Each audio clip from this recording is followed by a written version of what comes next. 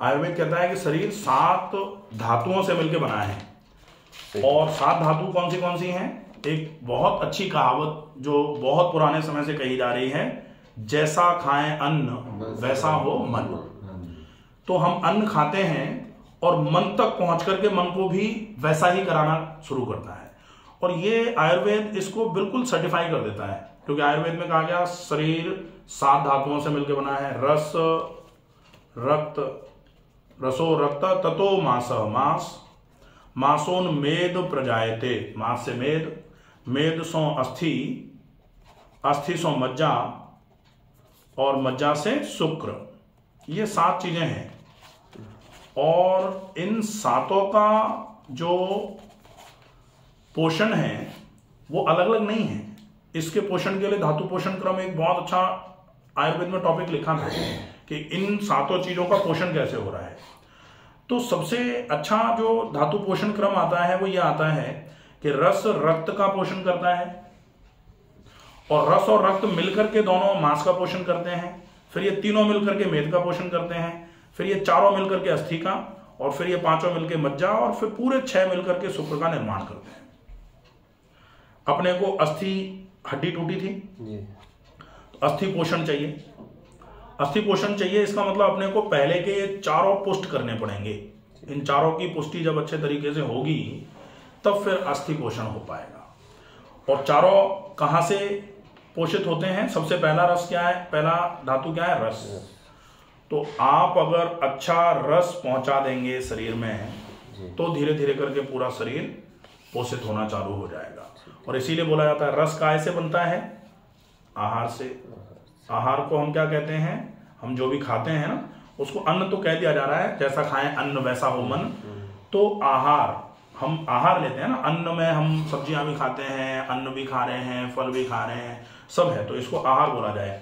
तो जैसा खाएं आहार वैसा बने रस, और जैसा बने रस वैसा ही बने ये 7। तो आपको अच्छा खाना खिलाना है उनको, वो तो कोई दिक्कत नहीं, खाएंगे बढ़िया तरीके से उस खाने के पचने की व्यवस्था हो, इसका ध्यान रखना है। तो अब वो शारीरिक व्यायाम तो कर नहीं सकते ज्यादा अभी, जैसे ऊपर का तो कर ही लेते हैं जो, हाँ जितना हो जाए, ठीक है, बस इसका ही नहीं हो पा रहा। प्राणायाम करवा दो, ठीक है, क्योंकि प्राणायाम अपने को व्यायाम करके क्या कराना है? खून की चाली तो बढ़ानी है जी।